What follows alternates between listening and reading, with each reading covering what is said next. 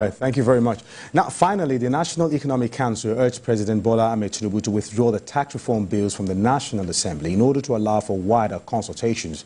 This was disclosed by the Oyo State Governor, Seyi Makinde, at the end of the 144th NEC meeting chaired by Vice President Kashim Shettima at the Council Chamber, Presidential Villa, Abuja. Governor Makinde noted that NEC's decision was made for the benefit of the country, emphasizing the need for further consultations regarding the bills. I still have with me Joel Kemi, and of course Ibrahim Garba is still very much in the house. Ibrahim Garba, governors of the 19 northern states under the platform of the Northern Governors Forum rejected the new derivation-based model for the value-added tax distribution in the new tax reform bills before the National Assembly. What is really the argument here from your perspective? What's going on? I went through the template, the executive summary being submitted to Mr. President. Let us be sincere to ourselves. You know, this review, this tax reform is more or less, you know, to the advantage of the North, especially those in the informal sector. We're targeting the informal sector, which has not been captured over the years. And again, you know, there is a caveat there that those that with capital range from 25 million downwards should be exempted from tax. You know, there is VAT exemption of basic food items like educational and healthcare, you know, removing VAT on export items, you know, stamp duty. So there's a lot of innovation on these tax reforms. I don't think they've taken their time to read deeply. There's one particular area which I believe, you know, which is of contention for the northern government, especially some commodities which are considered, you know, harmful and all that.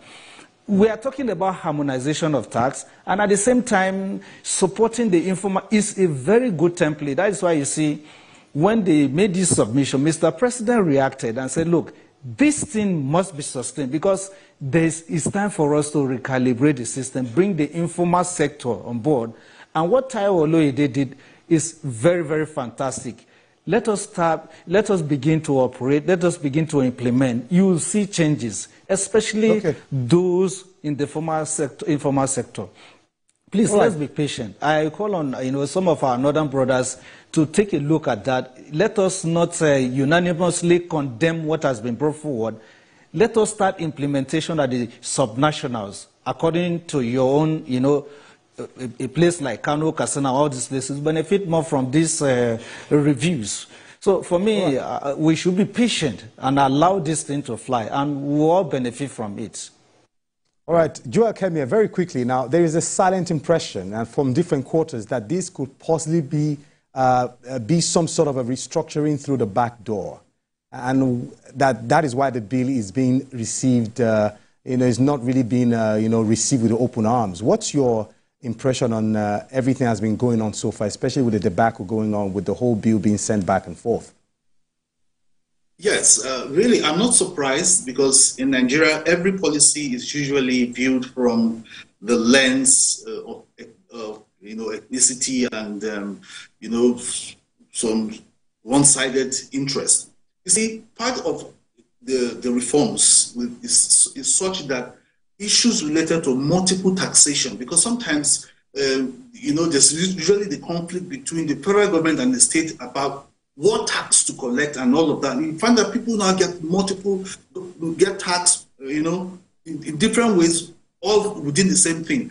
But for me, the most contentious part of the reform bill, you know, as pushed by the northern governors, is the issue of the VAT, because part of the reform bill states that you know, the companies or the businesses who pay these VATs, you know, it will not be remitted based on the activities, you know, within the particular place, maybe in terms of consumption and thereabout. And I think that is a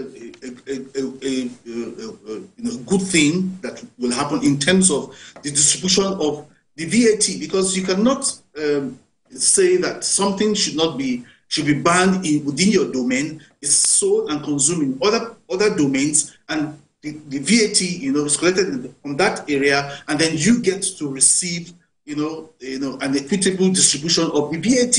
All right. You know, these are some of the things that the VAT, that the reforms bill seeks to address, and the issue of multiple taxation. But I think at the end of the day, we should put national interest beyond, above all issues related to state, because at the end of the day, the development and the development that the reform bill seeks to achieve is for the entire Nigerians, whether you're from the north, south, east, west. So I think we should not politicize the issue of tax in Nigeria. Let's, like the president has said, the hearing will come up. They can go there and make their presentations. Hopefully that would help in amending the law and reforming the bill or what have you. But what I should suggest is we should not politicize this bill, because harmonizing tax will help towards national development. So I think we should anyway allow it to win.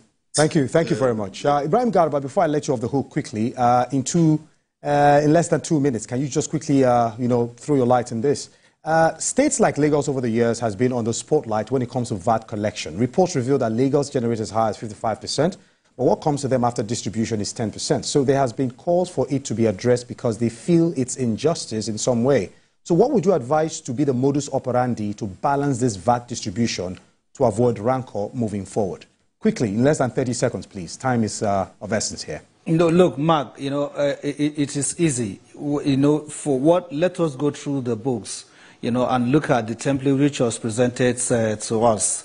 The Tax Reform Committee were being fair to every Nigerian, every state of the Federation, not minding, what you are bringing in or not. It's Nigeria we're talking about, one family, one country, one nation. So whatever is being recommended, it has to be tested first. Then from there, we can think of how we can maybe fine-tune, according to your own nomenclature or maybe your own set of objectives. So the states, like the subnationals, government, or rather the federal government, has given them the opportunity to come and present their own parts of the bargain.